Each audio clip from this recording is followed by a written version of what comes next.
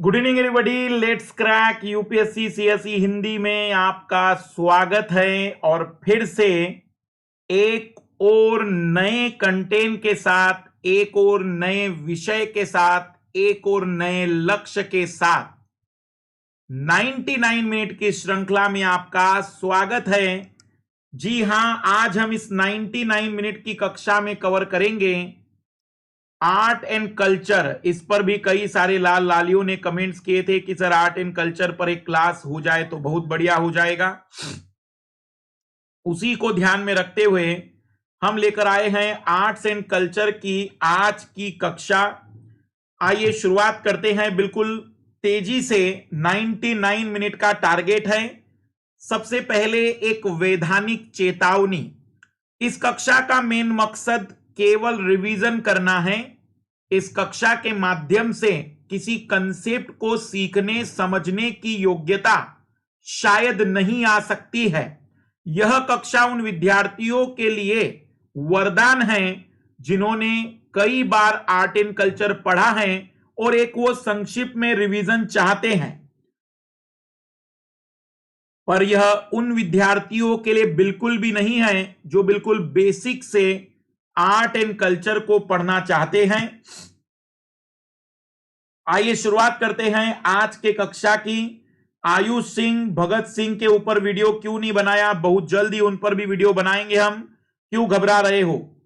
और उनके जैसे जो महान क्रांतिकारी हुए हैं, आज उनका पुण्यतिथि है, तो ये मतलब मैं कहूंगा कि आज हमारे लिए एक तरीके से सीखने की बात है कि केवल 23 वर्ष का एक युवा भारत के लिए अपनी जान निछावर करने के लिए तैयार हो जाता है। बहुत कुछ सीखने के लिए उनसे हम सीख सकते हैं। लेकिन अभी हम फोकस कर रहे हैं 2020 के लाल लालियों के लिए 4 अक्टूबर के इस महायुद्ध में जितनी भी मदद हो सकती है उससे जुड़ी हुई सारी बातें। आइए शुरुआत करते हैं आज के कक्षा की। सबसे पहले अनअकैडमी आइकॉनिक सब्सक्रिप्शन। जी हां, आप इस सब्सक्रिप्शन को जितना जल्दी चाहे ले लीजिए, क्योंकि बहुत जल्द ही इसमें फीस में इंक्रीजमेंट होने वाला है। ये 1 और 2 ईयर में ही उपलब्ध है। 1 ईयर यह MK लाइव रिफर कोड के बाद 57,600 में है, 2 ईयर 89,100 में है। ये जो दोनों सब्सक्रिप्शन है ये आइकॉनिक सब्सक्रिप्शन है जहां व्यक्तिगत मार्गदर्शन आपको मिलता है।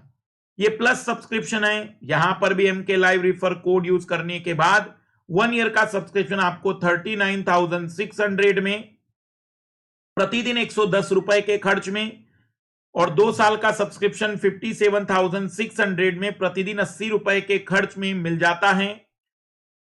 MK live super special course mains 2021-22 10 अक्टूबर से हमारा 110 दिनों का एक गहन कार्यक्रम शुरू हो रहा है। और इस कार्यक्रम का मेन मकसद है GS के चारों पेपर। इस कार्यक्रम का मेन मकसद है आने वाले अभ्यर्थियों के लिए एक इस तरीके का प्रोग्राम जो स्ट्रेटजी और कंटेंट वाइज सबसे रिच प्रोग्राम होगा। इसके बाद हम प्रीलिम्स का सुपर स्पेशल कोर्स भी लेकर आएंगे। 90 डेज का होगा। 550 घंटे का प्रीलिम्स, 550 घंटे का मेंस, 450 घंटे का प्रीलिम्स, कुल 1000 घंटे में हम यूपीएससी के A to Z का प्रिपरेशन करेंगे। केवल 12 दिन बाकी हैं, इसीलिए MK live refer code use करना है, क्योंकि हर पड़ाव में, हर पेपर में, हर ऑप्शनल में हम आपके साथ है। MK लाइव की सबसे बड़ी खास बात है कि प्रीलिम्स और मेंस का पूरा कंटेंट हिंदी माध्यम में उपलब्ध करवाते हैं।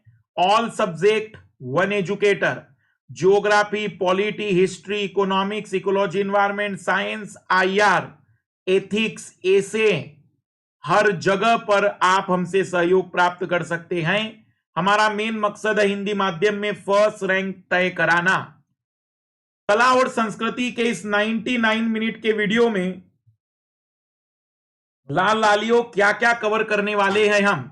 इस 99 मिनट में हम कवर करेंगे मूर्ति कला, स्थापत्य कला, चित्रकला, भारतीय नृत्य, भारतीय संगीत। मजे के साथ क्लास को लेते चलिएगा बिना किसी तनाव के। कोई कमेंट्स नहीं, केवल और केवल क्लास पर फोकस। सबसे पहले शुरुआत कर रहे हैं मूर्ति कला की, और मूर्ति कला को सीक्वेंस वाइज हम बात करेंगे, पहले प्राचीन, फिर मध्यकालीन, फिर आधुनिक। तो पहले मूर्ति कला के तीनों काल देख लेंगे, फिर चित्रकला में, फिर नृत्य में, इसी टाइप से हम कवर करते चलेंगे। तो सबसे पहले मूर्ति कला में सिंधु घाटी सभ्यता की मूर्ति कला। भारतीय मूर्ति कला की परंपरा सिंधु घाटी सभ्यता से फैली, परंपरा सिंधु घाटी सभ्यता से फैली। इस काल में मिट्टी, पत्थर और धातु तीनों प्रकार की मूर्तियां बनाई जाती हैं। मिट्टी की भी मूर्तियां थी, पत्थर की भी मूर्तियां थी, धातु की भी मूर्तियां थी। धातु के रूप में मूर्तियों में तांबा और कांसे का मुख्य रूप से इस्तेमाल किया जाता था। तो तांबा और कांसे की धातु के रूप में उपयोग की गई मूर्तियां सिंधु घाटी सभ्यता की थी। वस्तुतः इस काल की मूर्तियों से तत्कालिक सामाजिक, आर्थिक और धार्मिक व्यवस्था के बारे में जानकारी प्राप्त होती है। नर्तकों की धातु मूर्ति मोहनजोदड़ो से मिली है। योगी की मूर्ति भी मोहनजोदड़ो से मिली है। बैलगाड़ी चलाते हुए किसान दैमाबार महाराष्ट्र से मिली हैं। इस काल की मूर्तियों के रूप में ये प्रसिद्ध मूर्तियां हैं, जिन्हें हम देख सकते हैं इस चित्र पर। ये जो मूर्ति है ये मिट्टी से बनी हुई है, बाकी धातुओं से तांबा और कांसे का उपयोग करते हुए। फिर मौर्य काल की मूर्तियां। मौर्य काल में जो मूर्तियां उपलब्ध हुई उनमें पत्थर और मिट्टी की मूर्ति तो मिलती हैं, किंतु धातु की कोई मूर्ति नहीं मिलती है। लाल लालियों, मौर्य काल में धातु की कोई मूर्ति नहीं मिली। कला, सौंदर्य और चमकदार पॉलिश की दृष्टि से सम्राट अशोक के कालखंड की मूर्तियों को सर्वोत्तम माना गया है। तो पत्थर की मूर्तियां हैं, मिट्टी की मूर्तियां हैं, लेकिन धातु की मूर्तियां नहीं है। कला, सौंदर्य और चमकदार पॉलिश की दृष्टि से सम्राट अशोक के कालखंड की मूर्तियों को सर्वोत्तम माना गया है। अशोक ने अपने शासनकाल में स्तंभों का निर्माण बड़े पैमाने पर किया है। धातु की मूर्तियों की जगह पर अशोक के कालखंड में हमें स्तंभ मिलते हैं, धातुओं के स्तंभ मिलते हैं। इन स्तंभों के चारों ओर हाथी और बैल मुख्य रूप से चित्रित होते हैं। मौर्य काल में मिली मूर्तियां धार्मिक नहीं है, वरन सामाजिक उद्देश्यों से प्रेरित है। अर्थात इस काल की मूर्तियों की प्रकृति धर्मनिरपेक्षता पर आधारित है। सीधा सवाल बनाया जा सकता है कि किस काल की मूर्तियां धर्मनिरपेक्षता को स्पष्ट करती हैं? तो मौर्य काल की मूर्तियां। सारनाथ का स्तंभ में है धातु का उपयोग। सारनाथ के स्तंभ के शीर्ष पर बने 4 सिंहों की आकृति आज हमारा राष्ट्रीय चिन्ह है। कुछ विद्वानों के अनुसार मौर्यकालीन मूर्ति कला पर ईरान और यूनान की कला का प्रभाव था। तो मौर्यकालीन मूर्ति कला ईरान और यूनान की कला से प्रभावित थी। ये मौर्यकालीन मूर्तियों के बारे में हम बातचीत कर सकते हैं। धातुओं से निर्मित है स्तंभ और मूर्तियां जनरली पत्थर या मिट्टी से बनी हुई है। फिर शुंग और कुषाण कालीन मूर्ति कला। इस काल में गांधार शैली और मथुरा शैली का विकास हुआ। तो गांधार शैली और मथुरा शैली कुषाण कालीन टाइम की हैं, शुंग मूर्ति कला के अंतर्गत आती है। गांधार शैली मानव शरीर की सुंदर रचना, मांसपेशियों का सूक्ष्म अंकन तथा शरीर पर पारदर्शक वस्त्रे का सिलवटों के साथ प्रयोग गांधार कला की विशेषता है। गांधार कला में बुद्ध की मूर्तियों को इतना सुंदर बनाने का प्रयास किया गया कि यूनानियों के देवता अपोलो के जैसे लगती है। तो गांधार शैली की मूर्तियों में बुद्ध की मूर्तियों को सुंदर बनाने के कारण कई बार वो यूनानियों के देवता अपोलो जैसी लगती है। गांधार शैली में बुद्ध को घुंघराले बाल, मूछ, सिर के पीछे प्रभामंडल, सलवट युक्त वस्त्र और चप्पल पहने हुए दर्शाया गया है। गांधार शैली के अंतर्गत बुद्ध की मूर्तियां बैठे हुए और खड़े हुए दोनों मुद्राओं में मिलती हैं। आप बुद्ध की मूर्तियों को देखेंगे तो कहीं न कहीं अब इन मूर्तियों में सुंदरता को बढ़ाने के लिए कई सारे तरीके ढूंढे गए हैं। मथुरा शैली, इसी में दूसरी शैली थी मथुरा शैली। मथुरा शैली का संबंध बौद्ध, जैन और ब्राह्मण हिंदू धर्म तीनों से है, बौद्ध, जैन और हिंदू धर्म। मथुरा कला का मुख्य केंद्र मथुरा, तक्षशिला, अहिच्छत्र, श्रावस्ती, वाराणसी और कौशाम्बी आदि हैं। मथुरा शैली में फतेहपुर सीकरी के लाल और श्वेत पत्थर का इस्तेमाल होता है। मथुरा मूर्तिकला शैली में भी बुद्ध बैठे हुए और खड़े हुए दोनों स्थितियों में प्रदर्शित किए गए हैं। मथुरा शैली में बुद्ध बिना वस्त्रों के, बिना बालों के, बिना मूंछ के चित्रित किए गए हैं। तो गांधार शैली में जहां बुद्ध की मूछें हैं, मांसपेशियां हैं, सलवट वाले वस्त्र हैं, मथुरा शैली में बुद्ध बिना वस्त्र के, बिना बालों के, बिना मूंछ के चित्रित किए गए हैं। आप देख सकते हैं, ये मथुरा शैली की कुछ चित्रकलाओं में हम देख सकते हैं। फिर है अमरावती मूर्तिकला। इस शैली का विकास अमरावती में होने के कारण इसे अमरावती शैली कहा गया। अमरावती दक्षिण भारत में कृष्णा नदी के पास आंध्र प्रदेश में स्थित है। सातवाहन काल द्वितीय शताब्दी में इस शैली का आगमन हुआ। तो अमरावती मूर्तिकला सातवाहन काल की या द्वितीय शताब्दी में विकसित हुई मूर्तिकला थी। इस शैली में धार्मिक विषय वस्तु पर मूर्तियों का निर्माण हुआ तथा प्रस्तर मूर्तियां ज्यादा बनाई गई। इस शैली में जहां भक्ति भाव का दर्शन होता है, वही कुछ मूर्तियों में काम विषयक अभिव्यक्ति भी देखने को मिलती है। एक मूर्ति में बुद्ध के चचेरे भाई देवदत्त द्वारा उन पर छोड़े गए पागल हाथी नीलगिरी को शांत करने का दृश्य है। एक मूर्ति में 4 स्त्रियों को बुद्ध के चरणों को पूजते हुए दिखाया गया है। एक मूर्ति में राहुल को अपने पिता बुद्ध के सामने प्रस्तुत होते दिखाया गया है। आप देख सकते हैं कि जो अमरावती मूर्तिकला है, उस मूर्तिकला में सातवाहन के टाइम, द्वितीय शताब्दी के टाइम की वो मूर्तिकला है। आप इस मूर्तिकला में बुद्ध के साथ साथ उनके चचेरे भाई और उनके पुत्र के बारे में भी जानकारी जुटा सकते हैं। फिर आई गुप्तकालीन मूर्तिकला। गुप्तकालीन मूर्तिकला में बौद्ध, जैन, हिंदू तीनों धर्म की मूर्तियां मिलती हैं। इसके अलावा गैर धार्मिक विषय की भी मूर्तियां हैं। सारनाथ, मथुरा, पाटलिपुत्र गुप्तकालीन मूर्तिकला के प्रमुख केंद्र थे। उत्तर भारत मेनली गुप्तकालीन मूर्तियों की निर्मलता, अंग सौंदर्य, हाव भाव और जीवंतता देखने को मिलती है। गुप्त काल में जैन धर्म पर हिंदू प्रभाव बढ़ रहा था, इसलिए जैन तीर्थकर के साथ इंद्र, सूर्य आदि की मूर्तियां बनने लगी। मतलब गुप्तकालीन मूर्तियों में जैन धर्म में हिंदू धर्म के कई सारे देवी देवताओं की मूर्तियां दिखती है। गुप्तकालीन जैन धर्म के अंतर्गत विशालकाय बाहुबली की मूर्तियां बननी शुरू हो गई। गुप्त काल में दशावतार की मान्यता आई, अतः इस दौर में सर्वाधिक मूर्तियों का ब्राह्मण हिंदू धर्म से संबंधित ही बनी। एलोरा, खजुराहो, देवगढ़ आदि जगह पर विष्णु के 10 अवतारों को मूर्त रूप दिया गया। हिंदू कुश पर्वत श्रृंखला की बामियान घाटी, अफगानिस्तान में सिल्क रूट पर पहाड़ को काटकर बुद्ध की 2 भव्य प्रतिमाएं 6वीं और 7वीं सदी में बनाई गई, जो गांधार कला का शीर्षस्थ नमूना था। इसे कट्टरपंथी तालिबान शासन ने 2001 में ध्वस्त कर दिया। आप देख सकते हैं कि इस समय की जो मूर्ति कला थी, इस पर भी तीनों धर्म का कुछ ज्यादा ही प्रभाव मिलता है।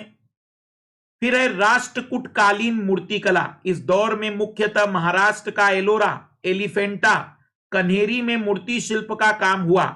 एलोरा में शिव, विष्णु, शक्ति और सूर्य की मूर्तियों के उदाहरण हैं, जबकि कन्हेरी महाराष्ट्र में बौद्ध शिल्प के उदाहरण मिलते हैं। राष्ट्रकूटकालीन मूर्तिकला में सजीवता नहीं दिखती, बड़ा इंपॉर्टेंट पॉइंट है ये। राष्ट्रकूटकालीन मूर्तिकला में सजीवता नहीं दिखती, जैसे कि गुप्त काल की मूर्तियों में थी। मूर्तियां चट्टानों को काटकर बनाई गई हैं। मूर्तियों में वस्त्र कम लेकिन आभूषण अधिक है, बड़ा इंपॉर्टेंट पॉइंट। राष्ट्रकुलीन कालीन मूर्तियों में वस्त्र कम लेकिन आभूषणों का ज्यादा उपयोग है। एलोरा की सभी गुफाओं के बाहर अधिकांशतः द्वारपाल के रूप में गंगा और यमुना की मूर्तियां बनाई गई हैं। मतलब दरवाजे के पास गंगा और यमुना की मूर्तियों को दिखाया गया है। आप अजंता एलोरा की अगर देखेंगे तो ये एलोरा की जो गुफाएं हैं या एलिफेंटा में ये जो मूर्ति आपको मिलेगी, एलिफेंटा केवा में मिलने वाली मूर्ति है।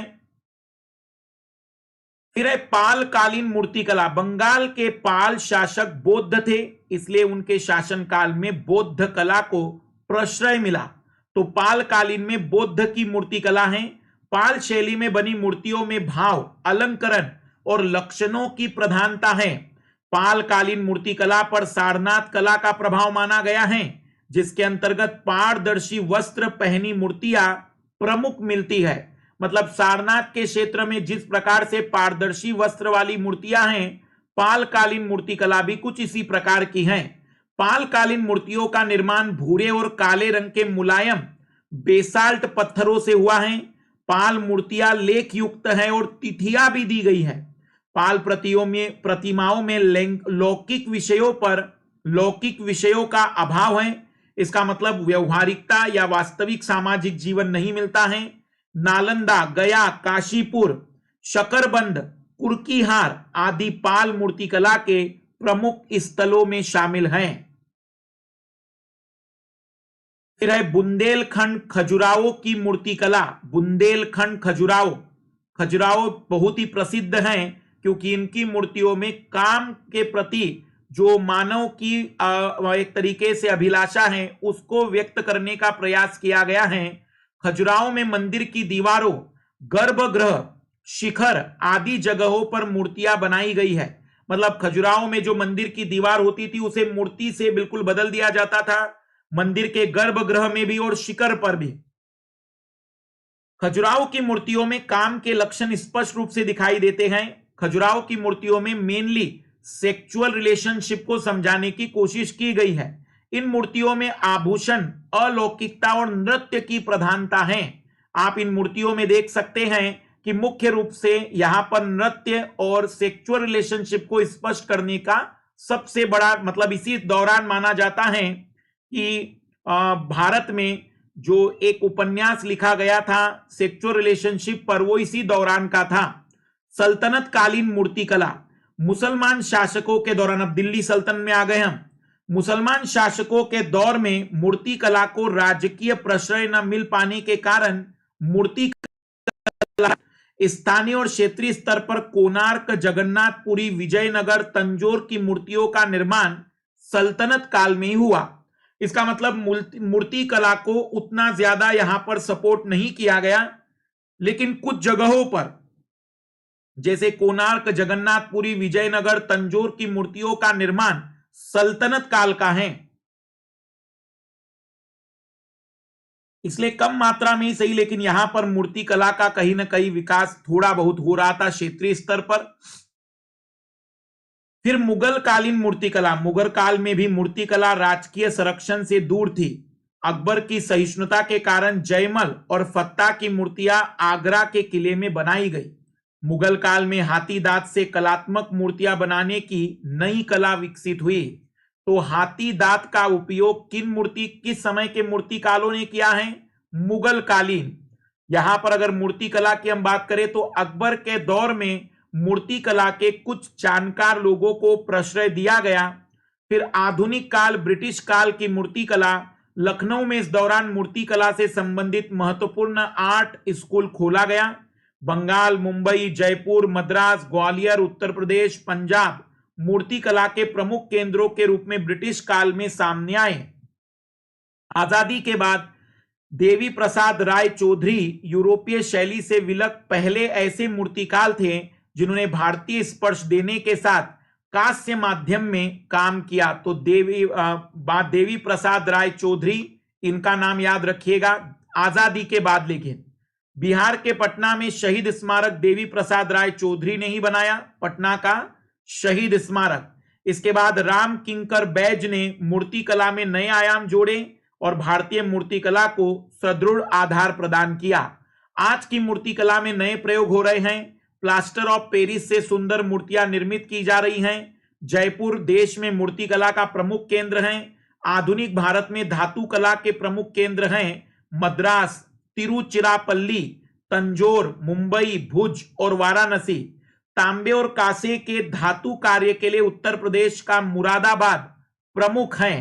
तो वर्तमान की जो आधुनिक मूर्तिकला है वो धातु पर या प्लास्टर ऑफ पेरिस जैसे रासायनिक पदार्थों का उपयोग कर रहे हैं।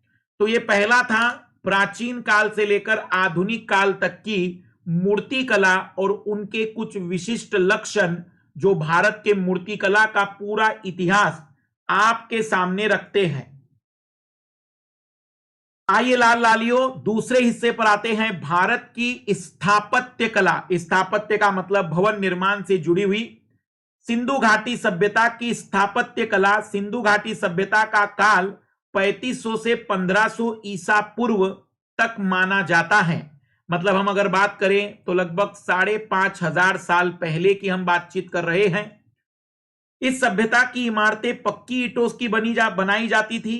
यह एक ऐसी विशेषता है जो तत्कालीन किसी अन्य सभ्यता में नहीं पाई गई। मतलब उस दौर के किसी भी सभ्यता में इमारत की पक्की ईंटें कहीं पर भी नहीं मिलती है सिंधु घाटी सभ्यता के अलावा। मोहनजोदड़ो की सबसे बड़ी इमारत उसका स्नानागार था। मतलब मोहनजोदड़ो में जो सबसे बड़ी इमारत है वो उसका स्नानागार है। घरों के निर्माण में पत्थर और लकड़ी का प्रयोग किया जाता था। मोहनजोदड़ो से मिली मातृ देवी, नाचती हुई लड़की की धातु की मूर्ति इत्यादि तत्कालीन उत्कृष्ट मूर्तिकला के अनुपम उदाहरण हैं। आप देख सकते हैं कि यह मोहनजोदड़ो या सिंधु घाटी सभ्यता का एक तरीके से स्थापत्य कला का सबसे बेहतरीन चित्र है, जिससे आप अंदाजा लगा सकते हैं कि उस दौर में केवल इसी जगह पर कितना बेहतरीन रूप से ईंटों का निर्माण, किस तरीके की ज्यामिति रही होगी, किस तरीके का गणित समृद्ध रहा होगा, विज्ञान कितना समृद्ध रहा होगा कि पूर्ण रूप से एक ज्यामितीय आकृति और पूरे वैज्ञानिक ढंग से हर संरचना का निर्माण किया गया है। फिर मौर्य काल की स्थापत्य कला पर आते हैं। तो मौर्य काल के दौरान देश में कई शहरों का विकास हुआ। मौर्य काल भारतीय कलाओं के विकास के दृष्टिकोण से एक युगांतकारी युग था। मतलब स्थापत्य कला ही नहीं, भारत की लगभग सभी कलाओं के दृष्टिकोण से यहां पर बहुत से बदलाव हुए। इस काल के स्मारकों, स्तंभों को भारतीय कला के क्षेत्र में मील का पत्थर माना जाता है। इस काल के स्थापत्य में लकड़ी का काफी प्रयोग किया जाता रहा है। तो मौर्य काल की स्थापत्य कला में लकड़ी का उपयोग ज्यादा हुआ। अशोक के समय से भवन निर्माण में पत्थरों का प्रयोग प्रारंभ हो गया था। ऐसा माना जाता है कि अशोक ने ही श्रीनगर कश्मीर व ललित पाटन नेपाल नामक नगरों की स्थापना की थी। बौद्ध ग्रंथ के अनुसार अशोक ने अपने राज्य में कुल 84,000 स्तूपों का निर्माण कराया था। 84,000 और 84,000 स्तूपों का निर्माण यह मौर्य काल में ही किया गया था।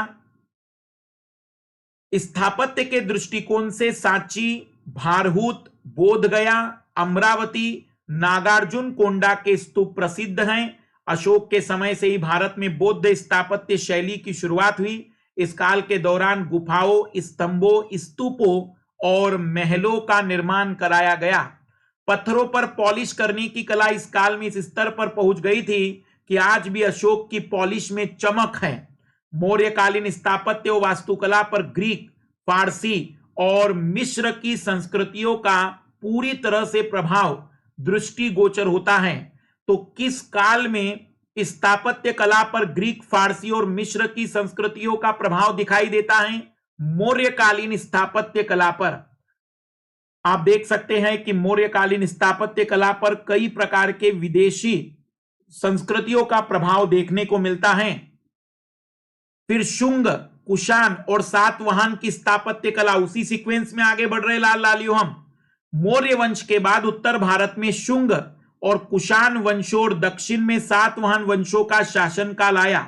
तो मौर्य काल के बाद भारत के उत्तर में शुंग और कुषाण और दक्षिण में सातवाहन वंश। इस समय के कला स्मारक, स्तूप, गुफा, मंदिर जिन्हें चैत्य कहा जाता था, विहार, शैलकृत गुफाएं आदि हैं। भारत का प्रसिद्ध स्तूप का निर्माण शुंग काल के दौरान ही पूरा हुआ है। इस काल में उड़ीसा में जैनियों ने गुफा मंदिरों का निर्माण कराया। इस काल के गुफा मंदिर काफी विशाल हैं। इसी काल के दौरान गांधार मूर्तिकला शैली का भी विकास हुआ। इस शैली का विकास कुषाणों के संरक्षण में हुआ। इस काल के दौरान विकसित अन्य शैली मथुरा शैली गांधार शैली से भिन्न थी मूर्तिकला में, वो हम बता चुके हैं। फिर आई गुप्तकालीन स्थापत्य कला। गुप्त काल के दौरान स्थापत्य अपने चरमोत्कर्ष पर था। इसी कारण से गुप्त काल को स्वर्ण युग कहा जाता है, क्योंकि इस दौरान न केवल कलाओं का विकास सबसे चरम पर था, बल्कि अर्थशास्त्र के मामले में भी गुप्तकालीन अर्थव्यवस्था विश्व की सबसे अधिक विदेशी व्यापार करने वाली अर्थव्यवस्था में शामिल की जाती है। इस काल के मंदिरों का निर्माण ऊंचे चबूतरों पर पत्थर और ईंटों से किया जाता था। गुप्तकालीन मंदिरों के सबसे महत्वपूर्ण मंदिर है देवगढ़ झांसी के पास और भीतरगांव कानपुर में। इन मंदिरों में रामायण महाभारत और पुराणों से विषय वस्तु ली गई है। गुप्त काल की अधिकांश मूर्तियां हिंदू देवताओं से संबंधित है। शारीरिक नग्नता को छिपाने के लिए गुप्त काल के कलाकारों ने वस्त्र का उपयोग किया है। तो आप देख सकते हैं कि ये जो गुप्तकालीन कला है, ये गुप्तकालीन जिस तरीके का स्थापत्य कला है, वो अपने आप में सबसे उत्कृष्ट कला का नमूना माना जाता था। फिर आता है लाल लालियो दक्षिण का चोल काल। चोलों ने द्रविड़ शैली को विकसित किया, उसको चरमोत्कर्ष पर पहुंचाया। राजा राज प्रथम द्वारा बनाया गया चोलकार के राजा। तंजोर का शिव मंदिर, जिसे राजा राजवेश्वर मंदिर भी कहा जाता है, द्रविड़ शैली का उत्कृष्ट नमूना है। तो राजा राज प्रथम ने तंजोर का शिव मंदिर बनाया, जिसे राज राजेश्वर मंदिर भी कहा जाता है, और यह द्रविड़ शैली का सबसे बेहतरीन उदाहरण माना जाता है। इस काल के दौरान मंदिर के अहाते में गोपुरम नामक विशाल प्रवेश द्वार का निर्माण होने लगा। मतलब शुरुआत में गोपुरम जैसा एक प्रवेश द्वार, जिसका नाम गोपुरम रखने लगे थे। प्रस्तर मूर्तियों का मानवीकरण चोल मूर्तिकारों की दक्षिण भारतीय कला को महान देन थी। चोल कांस्य मूर्तियों में नटराज की मूर्ति आज भी सबसे उत्कृष्ट मूर्तियों में जानी जाती है। ये चोल कालीन स्थापत्य कला है जो दक्षिण भारत में हमें बहुत ही विकसित अवस्था में मिलती है। फिर आते हैं लाल लालियो दिल्ली के सल्तनत कालीन स्थापत्य या दिल्ली सल्तनत और वास्तुकला। सल्तनत काल में भारतीय स्थापत्य कला के क्षेत्र में जिस शैली का विकास हुआ, वो भारतीय और इस्लामी शैली का सम्मिश्रण थी। क्यों मिश्रण थी? क्योंकि इसी दौरान 1192 में आपको पता है कि पहला मुस्लिम शासक गौरी अपना शासन स्थापित करता है भारत में। इसलिए स्थापत्य कला की शैली को इंडो इस्लामिक शैली कहा जाता है। भारतीय और ईरानी शैलियों के मिश्रण का यहां संकेत मिलता है। इंडो इस्लामिक स्थापत्य कला शैली की विशेषता क्या थी? किला बनने लग गया, मकबरा, मस्जिद, महल, मीनारों में नुकीले गुंबदों तथा संकरी और ऊंची मीनारों का प्रयोग हुआ। मंदिरों को तोड़कर उनके मलबे पर बनी मस्जिद में एक नए ढंग से पूजा घर का निर्माण हुआ। सुल्तानों, अमीरों, सूफी संतों के स्मरण में मकबरों के निर्माण की परंपरा शुरू हुई। इमारतों में पहली बार वैज्ञानिक ढंग से गुंबद का प्रयोग होने लगा। इमारतों की साज सज्जा में अनेक प्रकार के फूल, पत्तियां, ज्यामिति और कुरान की आयतें खुदवाई जाती थी। कुरान की आयतें खुदवाई जाती थी।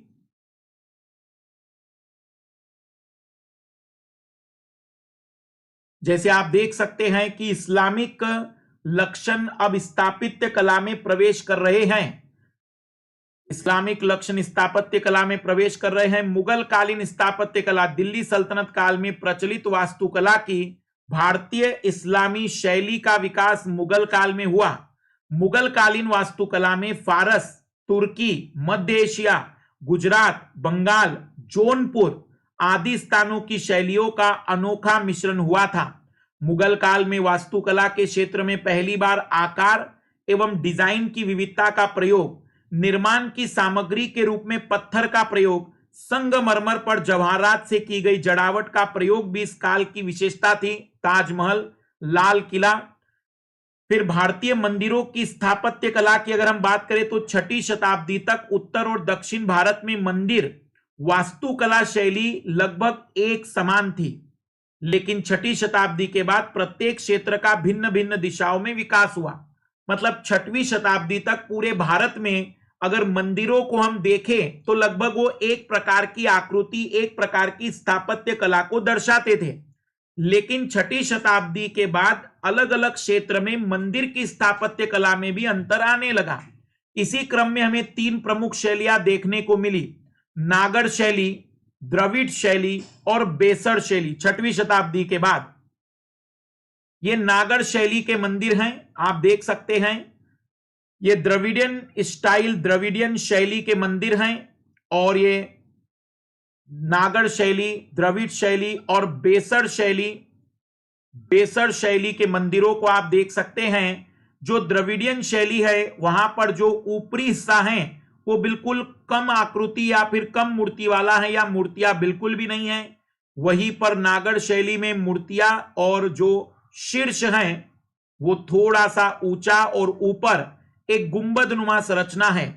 जो बेसर शैली है वहां पर ऊपर किसी प्रकार के गुंबद का निर्माण नहीं किया गया है। नागर शैली पर आते हैं। नागर शब्द नगर से बना है। सर्वप्रथम नगर में निर्माण होने के कारण इसे नागर शैली कहा जाता है। नगर जगह का नाम है।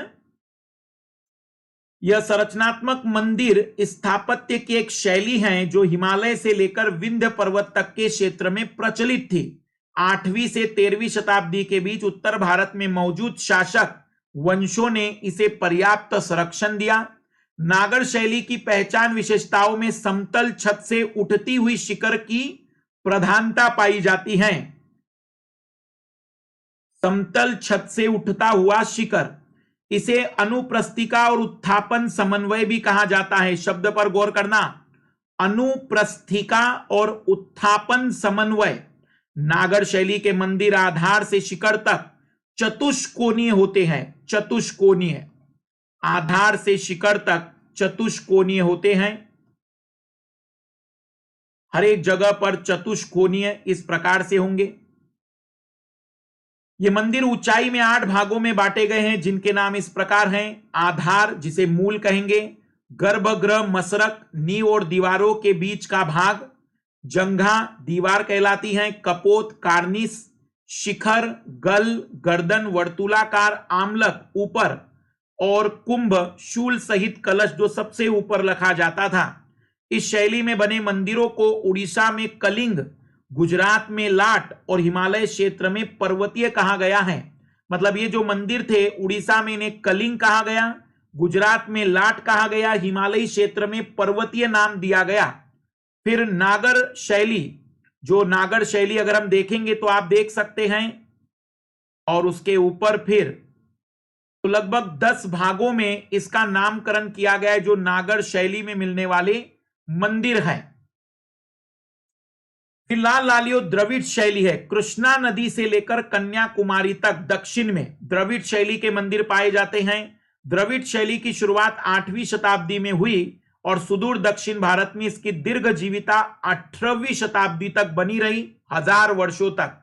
द्रविड़ शैली की पहचान विशेषताओं में प्राकार, चहार दीवारी, गोपुरम, प्रवेश द्वार, वर्गाकार या अष्टकोणीय गर्भगृह, रथ, पिरामिडनुमा शिखर मंडप, नदी मंडप और विशाल सकेंद्रित प्रांगण, अष्टकोण मंदिर संरचना शामिल है। द्रविड़ शैली के मंदिर बहुमंजिला होते हैं। पल्लवों ने द्रविड़ शैलों को जन्म दिया। चोल काल में इसने ऊंचाइयां हासिल की तथा विजयनगर काल के बाद यह हासमान हुई। चोल काल में द्रविड़ शैली की वास्तुकला में मूर्तिकला और चित्रकला का संगम हो गया। यूनेस्को की विश्व विरासत सूची में शामिल तंजौर का बृहदेश्वर मंदिर चोल शासक राजा राज द्वारा निर्मित 1000 वर्षों से द्रविड़ शैली का जीता जागता उदाहरण है। द्रविड़ शैली के अंतर्गत ही आगे नायक शैली का विकास हुआ, जिसके उदाहरण है मीनाक्षी मंदिर मदुरै, रंगनाथ मंदिर श्रीरंगम तमिलनाडु और रामेश्वरम मंदिर। तो द्रविड़ शैली के बाद आती है नायक शैली दक्षिण भारत में, जिसके तहत मीनाक्षी मंदिर, रंगनाथ मंदिर और रामेश्वरम मंदिर जैसे स्थापत्य कला देखने को मिलते हैं। ये मीनाक्षी शैली है एक तरीके से, नायक शैली है, मीनाक्षी मंदिर का उदाहरण दिया गया है। फिर है बेसर शैली। नागर और द्रविड़ शैली के मिले जुले रूप को बेसर शैली कहते हैं। वास्तविक रूप में बेसल शैली एक प्रकार की संक्रमणात्मक शैली है जिसमें उत्तर और दक्षिण भारत के दोनों स्थापत्य कला का मिला जुला रूप मिलता है। इस शैली के मंदिर विंध्याचल पर्वत से लेकर कृष्णा नदी तक पाए जाते हैं। इसका मतलब अगर हम बात करें तो ये जो बीच का क्षेत्र है यहां पर हमें मिलती है विंध्याचल पर्वत से लेकर कृष्णा नदी तक में। बेसर शैली को चालुक्य शैली भी कहते हैं। बेसर शैली के मंदिरों का आकार आधार से शिखर तक गोलाकार या अर्ध गोलाकार होता है। बेसल शैली का उदाहरण है वृंदावन का वैष्णव मंदिर जिसे गोपुरम बनाया गया। गुप्त काल के बाद देश में स्थापत्य को लेकर क्षेत्रीय शैलियों के विकास में एक नया मोड़ आता है। इस काल में उड़ीसा, गुजरात, राजस्थान, बुंदेलखंड का स्थापत्य ज्यादा महत्वपूर्ण है। तो लगभग दोनों के लक्षण लेकर हैं। दोनों के लक्षण इस प्रकार की मंदिर शैली में मिलती है, वो बेसर हैं। तो दूसरा हिस्सा था लाल लालियो स्थापत्य पर। पहला था मूर्तिकला जिसे हमने प्राचीन से लेकर आधुनिक भारत तक देखा। स्थापत्य कला प्राचीन से लेकर आधुनिक भारत तक देखा। अब आते हैं शास्त्रीय नृत्य क्लासिकल डांस पर। अब हम समझने की कोशिश करते हैं क्लासिकल डांस को। भारतीय शास्त्रीय नृत्य की विशेषता क्या है? तो भारतीय शास्त्रीय नृत्य आध्यात्मिक प्रकृति के हैं। इसमें मनोरंजन कम है और अध्यात्म, ईश्वर की प्राप्ति, प्रार्थनाएं, इन चीजों पर ज्यादा ध्यान किया गया है। ईश्वरीय अवतारों से संबंधित कथाओं का सुंदर प्रस्तुतिकरण है। मतलब इन नृत्य के माध्यम से ईश्वर के अवतारों का वर्णन है। संगीत और नृत्य ईश्वर की प्राप्ति का सबसे सरल माध्यम है। आत्मिक शांति की प्राप्ति भारतीय शास्त्रीय नृत्य की विशेषताओं में शामिल है। गुरु शिष्य की परंपरा पर आधारित है। मनोरंजन और रुचि के पुट की कमी है। इसी कारण से वर्तमान में इन शास्त्रीय नृत्य को देखने वालों की संख्या घट रही है। संगीतकार और नर्तक न केवल स्वयं चेतना और अंतरात्मा के उच्चतम स्तर पर पहुंचता है बल्कि दर्शकों को भी यह अनुभव प्रदान करवाता है। संगीतकार और नर्तक न केवल स्वयं चेतना एवं अंतरात्मा के उच्चतम स्तर पर पहुंचता है बल्कि दर्शकों को भी यह अनुभव प्रदान करवाता है। सबसे पहला है भरतनाट्यम। जी हां लाल लालियो, भरतनाट्यम तमिलनाडु का शास्त्रीय नृत्य है। भरतनाट्यम का पहला वर्णन भरत मुनि के नाट्य शास्त्र में लिया गया है। इसलिए दोनों नाम जोड़ दीजिए, भरत मुनि के भरत और नाट्य शास्त्र का नाट्य, इसलिए नाम रख दिया गया भरतनाट्यम। भरतनाट्यम को पहले दासी अट्टम, तंजावुरनाट्यम के नाम से भी जाना जाता था। पहले इसको दासी अट्टम या तंजावुरनाट्यम के नाम से भी जाना जाता था। इसका विषय हिंदू परंपराएं होती हैं जिसमें वैष्णव, शैव, शक्ति आदि का प्रभाव देखने को मिलता है। मध्यकाल में देवदासियों द्वारा किए जाने के कारण भरतनाट्यम को उचित सम्मान नहीं मिल पाया। ब्रिटिश काल में मंदिरों में नृत्य पर रोक लगा दी, जिस कारण से नृत्य पहली बार मंदिरों के बाहर किया जाने लगा। कृष्ण अय्यर और रुक्मिणी देवी के प्रयासों से भरतनाट्यम दोबारा विकसित हुआ। भरतनाट्यम के 3 अंग होते हैं, नाट्य, नृत्य और नृत्य, और इसमें जीवन के 3 मूल तत्व उपस्थित है, दर्शन, धर्म और विज्ञान। भरतनाट्यम को आप जब देखेंगे तो इसकी विशेष मुद्राएं काफी ज्यादा जानी जाती हैं, एक तरीके से उपासना और प्रार्थना करने के लिए। फिर दूसरा है देवदासी, का मतलब होता है जो मंदिरों में पूजा पाठ के लिए रखी जाने वाली महिलाएं होती थी। फिर है कुचिपुड़ी। कुचिपुड़ी आंध्र प्रदेश का शास्त्रीय नृत्य है। इसका मूल नाम है कुचेलापुरी या कुचेलापुरम। कुचिपुड़ी की शुरुआत ब्राह्मण परिवारों ने की। इसे पहले पुरुषों द्वारा किया जाता था। ये पुरुष ही प्रदर्शन के समय स्त्री का रूप लेते थे, किंतु आज के युग में महिलाएं भी पुरुषों के साथ भाग लेने लगी है। कुचिपुड़ी में पुरुष महिला का रूप लेता है। नृत्य विशेषतः भगवान विष्णु या श्री कृष्ण पर आधारित वैष्णव परंपरा को लिए होता है। प्रसिद्ध नर्तक है तीर्थ नारायण और सिद्धेंद्र योगी। आप देख सकते हैं कृष्ण की लीलाओं को, कृष्ण और राधा की लीलाओं को कुचिपुड़ी में बहुत अद्भुत तरीके से दर्शाया जाता है। फिर अगला है ओडिसी। ओडिसी का उद्भव भारत के उड़ीसा राज्य में हुआ। उड़ीसा नृत्य मुख्यतः स्त्रियों के द्वारा किया जाता है। कुचिपुड़ी पुरुषों के द्वारा होता था मुख्यतः। ये प्राचीन शिलालेखों, पुस्तकों आदि में मिलता है।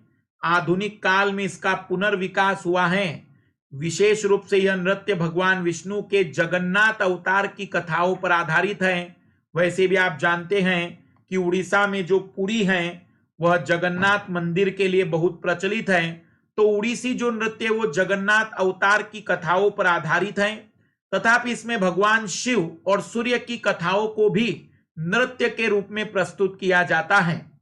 उड़ीसी नृत्य में आप देख सकते हैं कि पुरुष और महिला वैसे दोनों पार्टिसिपेट करते हैं, लेकिन मुख्य रूप से महिलाएं, पुरुषों के रूप में कुचिपुड़ी ज्यादा प्रचलित है। फिर अगला है कथक। कथक शब्द की उत्पत्ति संस्कृत के कथा शब्द से हुई। संस्कृत में कथा कहने वाले को कथक कहा जाता था। इसमें भगवान श्री कृष्ण के बचपन की तथा अन्य कहानियों को दिखाया जाता है। इसके अतिरिक्त अन्य कहानियों की भी प्रस्तुति नृत्य के माध्यम से होती है। यह कथक उत्तर प्रदेश में बहुत प्रचलित है। कथक की उत्पत्ति भक्ति आंदोलन के समय हुई। 6वीं सदी के आसपास मुगल बादशाहों के दरबार 16वीं शताब्दी के आसपास मुगल बादशाहों के दरबार में फारसी भाषा के साथ पेश किया जाने लगा। कथक नृत्य 3 रूपों में पाया जाता है, जिसे घराना कहते हैं। जयपुर घराना, बनारस घराना, लखनऊ घराना। अंग्रेजों के समय कथक का प्रभाव कम हो गया, किंतु उसके बाद इसका पुनरुत्थान हुआ।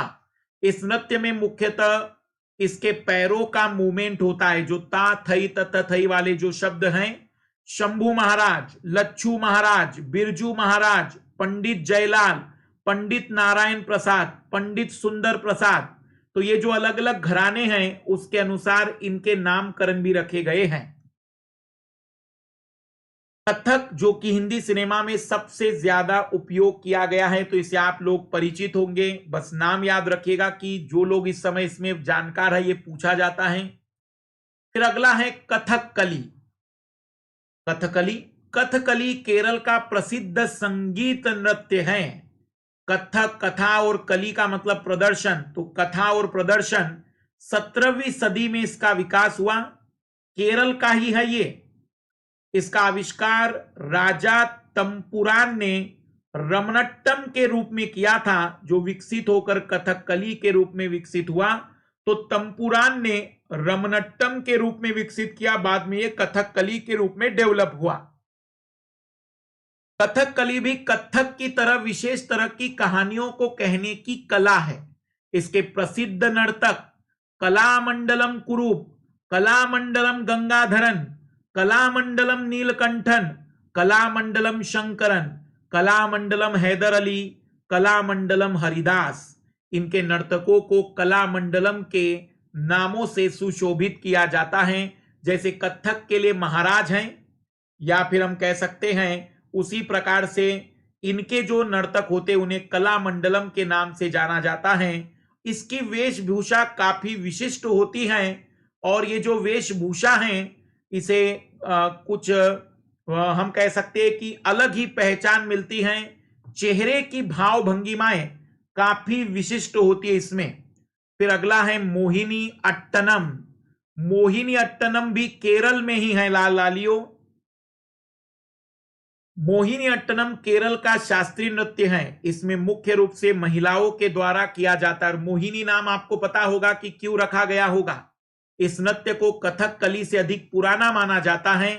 इस नृत्य का पहला उल्लेख भरत मुनि के नाट्य शास्त्र में, भरतनाट्यम वाला जो भरत मुनि थे वही, यह नृत्य भगवान विष्णु के मोहिनी अवतार पर आधारित है, जिस कारण से इसे मोहिनी अट्टनम कहा जाता है। माना जाता है कि इस नृत्य के साथ भगवान विष्णु ने मोहिनी रूप रखकर भस्मासुर को भ्रमित करके उनका वध किया था। मोहिनी रूप के द्वारा भस्मासुर का वध। मोहिनी अट्टम में नृत्य ताल 4 प्रकार के होते हैं: तगानम, जगानम, धगानम, सामिश्रम। तगानम, जगानम, धगानम, सामिश्रम। तो मोहिनी अट्टनम भगवान विष्णु के मोहिनी अवतार, भस्मासुर की समाप्ति, 4 प्रकार की स्टेज, ये भी इसमें ध्यान रखिएगा। फिर है मणिपुरी। मणिपुरी का विकास मणिपुर में हुआ, इस कारण से मणिपुरी कहा गया। इसे जगोई भी कहा जाता है, जगोई। मणिपुर नृत्य मुख्य रूप से वैष्णव संप्रदाय के प्रसंगों पर आधारित है, जिसे राधा कृष्ण के प्रेम प्रसंग प्रमुख हैं। इसके अतिरिक्त ये शिव, शक्ति आदि पर आधारित कथाओं पर भी आधारित है। इस नृत्य में एक विशेष वेशभूषा पहनी जाती है, जिसे कुमिल कहा जाता है। तो इसको थोड़ा सा देखिएगा कि कहीं कथकली में कंफ्यूज मत हो जाना। ये मणिपुरी का जो वेशभूषा है वो बहुत अलग है, और जो हमारे कथकली की वेशभूषा है वो दोनों अलग है। हाँ, लेकिन नीचे का जो स्ट्रक्चर है वो लगभग एक जैसा लगता होगा, लेकिन अगर हम इसे थोड़ा सा फोटो के रूप में देखें तो बड़े आसानी से इनमें वर्गीकरण कर सकते हैं। फिर है कुटियाट्टम। कुटियाट्टम केरल का तीसरा आ गया लाल लालियो। केरल का एक शास्त्रीय नृत्य है जो 2000 वर्ष पुराना है, सबसे पुराना। यह मलयालम भाषा में कुटी शब्द से बना है, जिसका अर्थ है संयुक्त, और अट्टम का अर्थ है अभिनय। कुटियाट्टम संयुक्त अभिनय है। इसमें मुख्य रूप से चकयार और नाम्बियार समुदाय की महिलाएं करती थी, लेकिन अब इसे सभी करने लगे हैं। तो पहले चकयार और नाम्बियार समुदाय की ही महिलाएं करती थी, लेकिन अब सभी करने लगे हैं। कुटियाट्टम का प्रदर्शन पुरुष अभिनेताओं के समुदाय द्वारा किया जाता है, जिन्हें चकयार कहा जाता है, और महिला कलाकारों को नंगियार कहा जाता है। तो पुरुष जो कुटियाट्टम में होते उन्हें चकयार, और महिला कलाकारों को नंगियार कहा जाता है। कुटियाट्टम को यूनेस्को के द्वारा मानवता की अमूर्त सांस्कृतिक विरासत की प्रतिनिधि सूची में शामिल किया गया है। Representative list of the intangible cultural heritage of humanity में शामिल किया गया है। आप देख सकते हैं कुटियाट्टम, चक्यार और नगियार, ये दोनों ही लोग इसमें शामिल होते हैं। इनके जो चेहरे की डिजाइन है वो लगभग वैसी है जैसी कि कथकली वाली होती है, लेकिन निचले की जो वेशभूषा है वो थोड़ी सी अलग होती है, निचली वेशभूषा। फिर है सत्रिया नृत्य। यह असम का शास्त्रीय नृत्य है, सत्रिया। 15वीं सदी में असम में वैष्णव संप्रदाय के लोगों द्वारा इस नृत्य का विकास किया गया। यह भगवान कृष्ण की लीलाओं पर आधारित है, पर कभी कभी राम सीता की कथाओं पर भी आधारित होता है। इस नृत्य को वर्ष 2000 में भारत के शास्त्रीय नृत्य की सूची में शामिल किया गया। तो आप देख सकते हैं कि सत्रिया नृत्य में ये अभी हाल फिलहाल में शास्त्रीय नृत्य में इसे जगह दी गई है।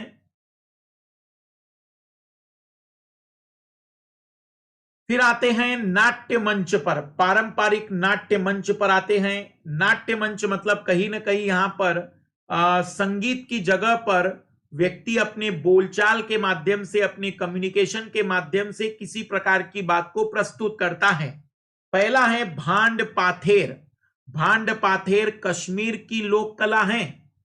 यह नृत्य, संगीत और नाटक का संगम है।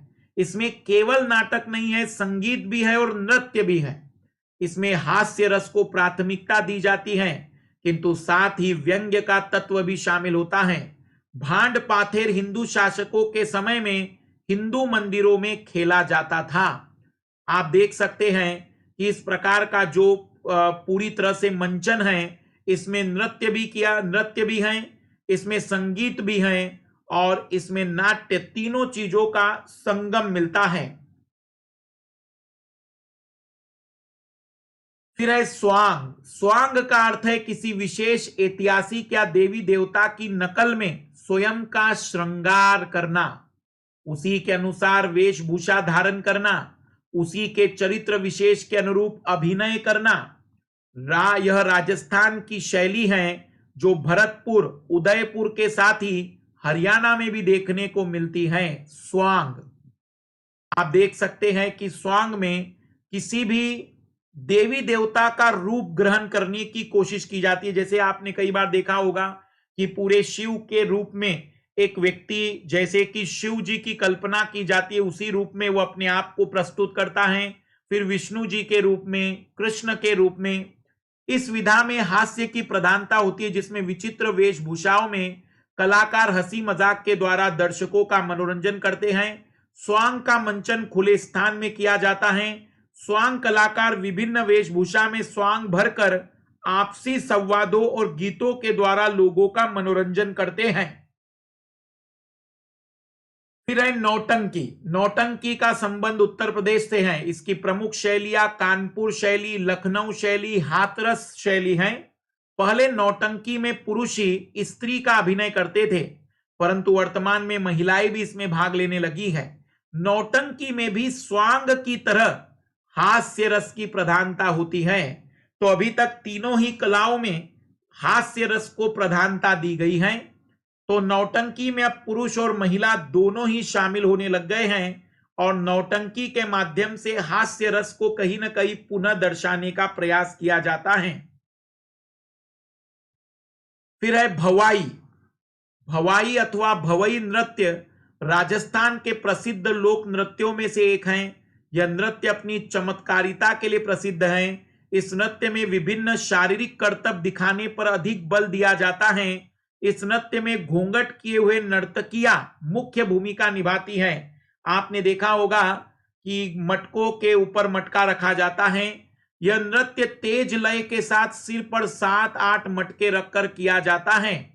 भवाई कहा जाता है। नृत्य के दौरान जमीन पर पड़ा रुमाल मुंह से उठाना, तलवार की धार कांच के टुकड़ों पर और नुकीली कीलों पर नृत्य करना इस नृत्य की अनोखी विशेषता है। भवई, कभी राजस्थान जाने का मौका मिले तो इसे जरूर देखिएगा।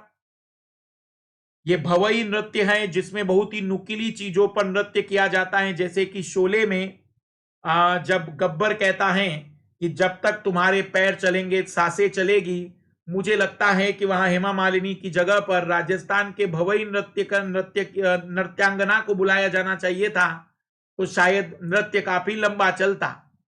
फिर है जात्रा।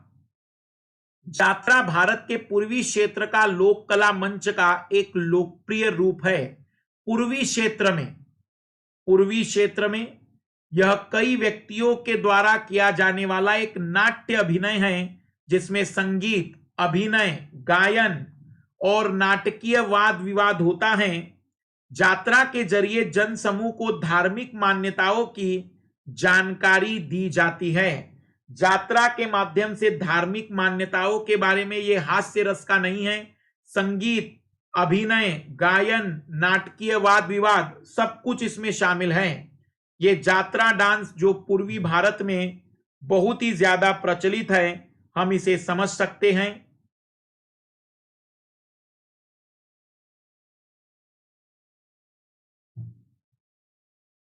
भावना असम नाट्य की प्रस्तुति है। ये भावना असम नाट्य की प्रस्तुति है। भावना में असम, बंगाल, उड़ीसा, वृंदावन, मथुरा आदि की सांस्कृतिक झलक मिलती है।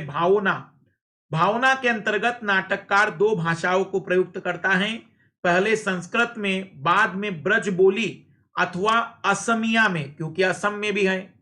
फिर है तमाशा महाराष्ट्र की पारंपरिक नाट्य शैली है। इसके पूर्ववर्ती रूप जागरण और कीर्तन रहे होंगे। तमाशा से पहले महाराष्ट्र में जागरण और कीर्तन जैसे कार्यक्रम भी रहते हैं। तमाशा लोक नाट्य में नृत्य क्रिया की प्रमुख प्रतिपादिका स्त्री कलाकार होती हैं। वह मुर्की के नाम से जानी जाती है। तमाशा में उसे मुर्की कहते हैं। यह महिला होती हैं।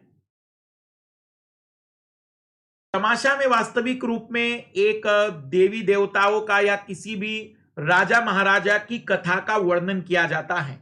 फिर है मुडियट्टू। केरल के पारंपरिक लोक नाट्य मुडियट्टू का उत्सव नवंबर दिसंबर में मनाया जाता है। केरल में लोक नाट्य मुडियट्टू का उत्सव नवंबर दिसंबर, बस आने वाला महीने में। यह प्राय देवी के सम्मान में केरल के केवल काली मंदिर में प्रदर्शित किया जाता है। मुडियट्टू केवल काली मंदिर में। यह असुर दारिका पर देवी भद्रकाली की विजय को चित्रित करता है। असुर दारिका पर देवी भद्रकाली की विजय को चित्रित करता है। मुडियट्टू इसमें गहरे 7 श्रृंगार के आधार पर 7 चरित्रों का निरूपण होता है। शिव, नारद, दारिका, दानवेंद्र, भद्रकाली, कुली और कोइंबिदार नंदीकेश्वर। एक ही व्यक्ति इन 7 चरित्रों को प्रस्तुत करता है। कुटियाट्टम। कुटियाट्टम केरल का सर्वाधिक प्राचीन पारंपरिक लोक नाट्य रूप है। कुटियाट्टम संस्कृत नाटकों की परंपरा पर आधारित है। हस्त मुद्राओं तथा आंखों के संचलन पर बल देने के कारण यह नृत्य एवं नाट्य रूप विशिष्ट बन जाता है। कुटियाट्टम केरल का सर्वाधिक प्राचीन पारंपरिक लोक नृत्य। फिर से केरल। कुटियाट्टम संस्कृत नाटकों की परंपरा पर आधारित है। हस्त मुद्राओं तथा आंखों के संचलन पर बल देने के कारण यह नृत्य एवं नाट्य रूप में विशिष्ट बन जाता है। मतलब हाथ की मुद्राएं और आंखों का मूवमेंट, हाथ की मुद्राएं और आंखों के मूवमेंट के कारण यह बहुत ही ज्यादा प्रसिद्ध हैं। और यहां पर हम कह सकते हैं कि कहीं ना कहीं इसकी जो भाव भंगिमाएं हैं वो कथकली के साथ मिलती जुलती है। इसमें 3 चरित्र होते हैं। चाक्यार जिसे अभिनेता, नाम्ब्यार जिसे वादक और नाग्यार जिसे स्त्री पात्र कहते हैं। सूत्रधार और विदूषक कुटियाट्टम के विशेष पात्र होते हैं। फिर है यक्षगान। यक्षगान कर्नाटक राज्य का लोक नाट्य है। यक्षगान मिथिकीय कथाओं तथा पुराणों पर आधारित है। द्रौपदी स्वयंवर, सुभद्रा विवाह, अभिमन्यु वध और कर्ण अर्जुन युद्ध इस प्रकार के नाटकों का वर्णन जो कि पुराणों के पर आधारित है, यहां कर्नाटक के यक्षगान में प्रस्तुत किया जाता है। आप देख सकते हैं कि यक्षगान में किस प्रकार की वेशभूषाओं का उपयोग किया गया है। इस प्रकार की वेशभूषाओं का उपयोग यहां पर किया गया है।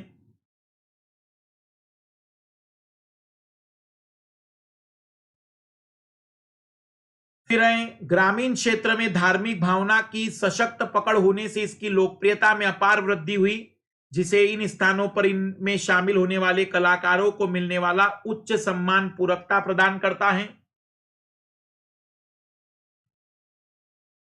तो ग्रामीण क्षेत्र में यक्षगान काफी ज्यादा चर्चित है।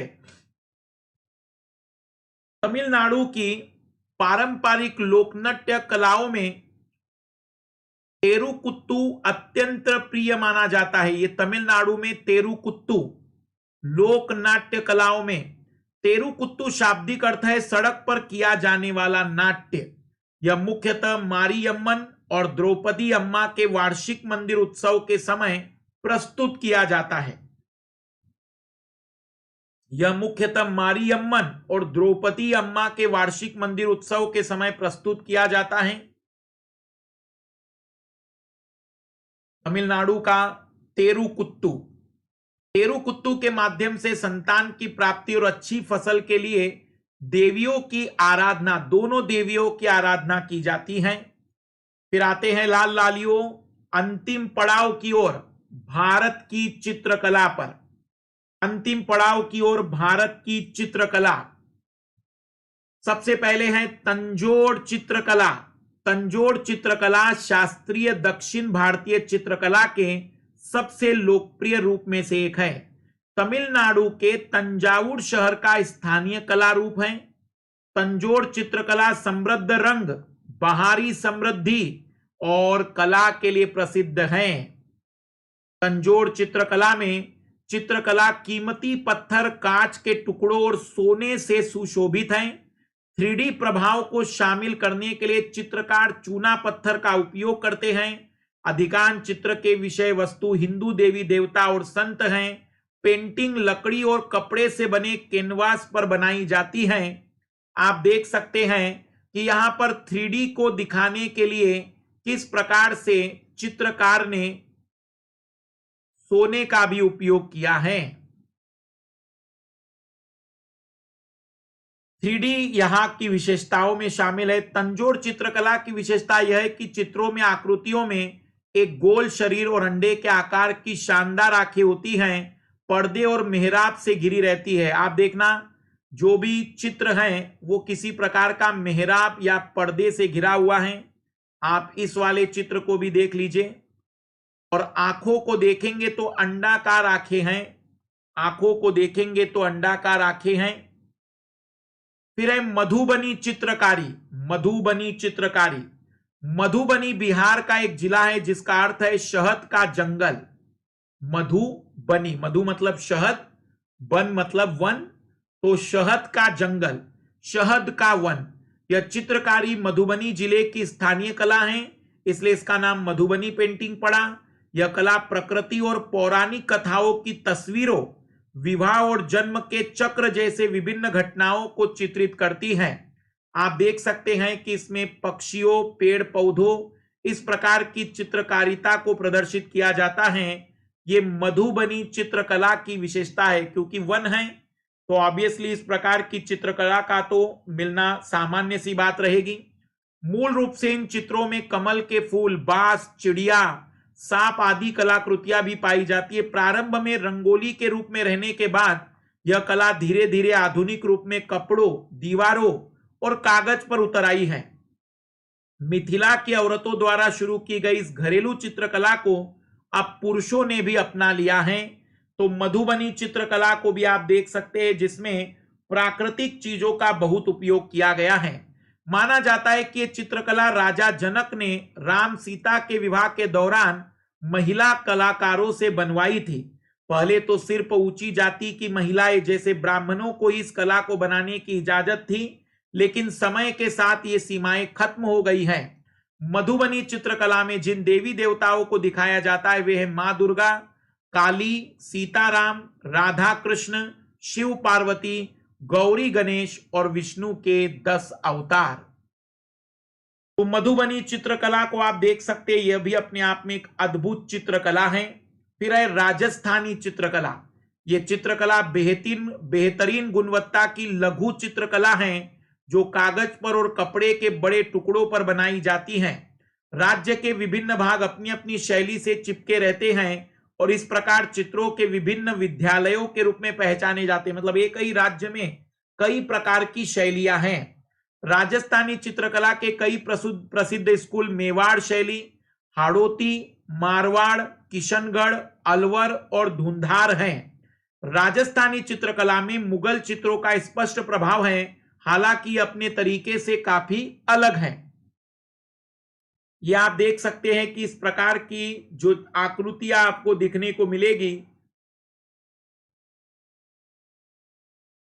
ये राजस्थानी चित्रकला का एक बेहतरीन उदाहरण है।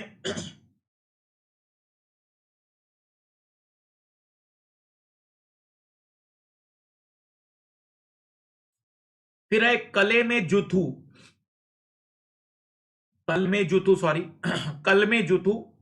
कलमेजुथु केरल की कला है। इस कला को कालम भी कहा जाता है।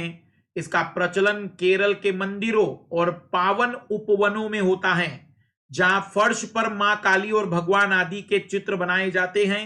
इस कला के चित्रण में प्राकृतिक रंग, द्रव्यों और चूर्णों का प्रयोग किया जाता है।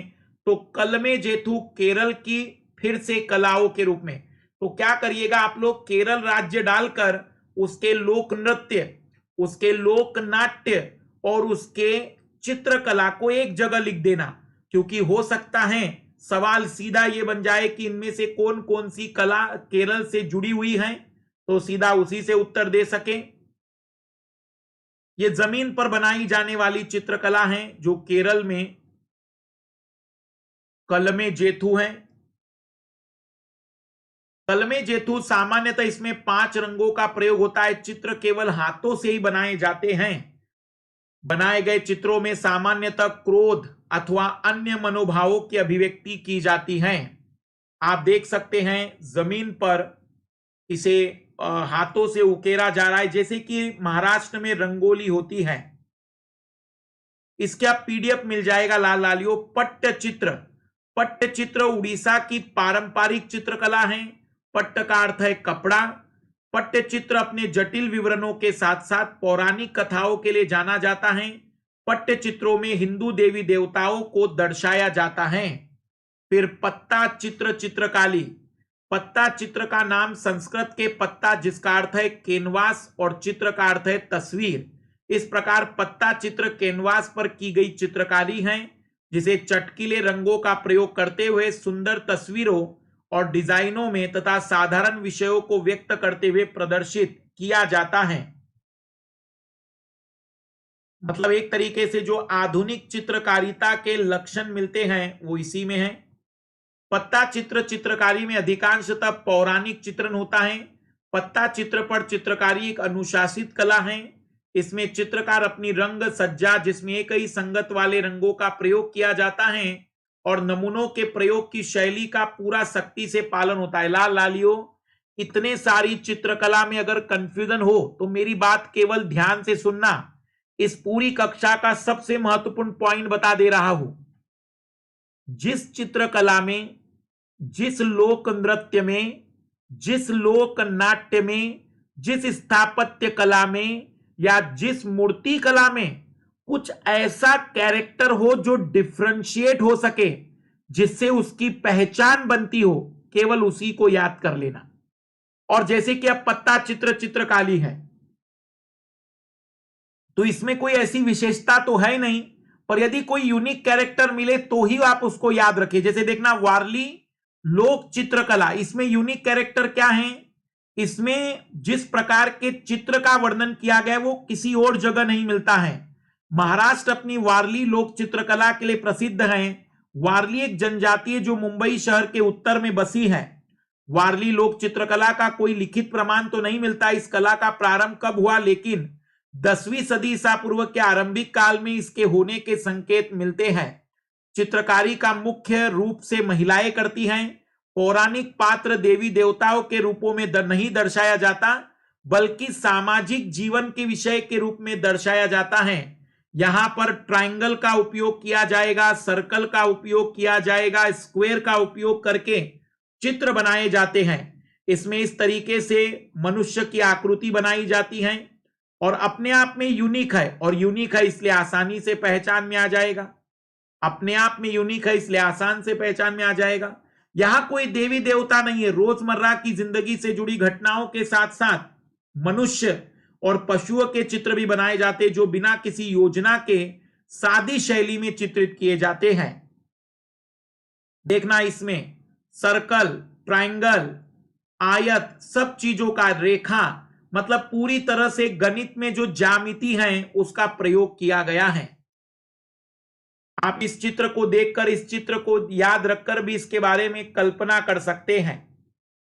तो याद रखिएगा कि ये इतनी सारी बातें, उम्मीद तो 99 मिनट की थी, लेकिन मुझे उम्मीद है कि ये बहुत पहले ही खत्म हो गया है। 70-75 मिनट में ही कंप्लीट कर दिया है। शायद थोड़ा शुरुआत में फास्ट थे तो आप थोड़ा सा धीमी स्पीड में देख लीजिएगा, क्योंकि मुझे लगा था कि सिलेबस बढ़ा जाएगा। तो बिल्कुल पूरी ताकत से आप इसमें लग जाइए। 99 मिनट के इस पार्ट में आर्ट एंड कल्चर को हमने कंप्लीट किया है।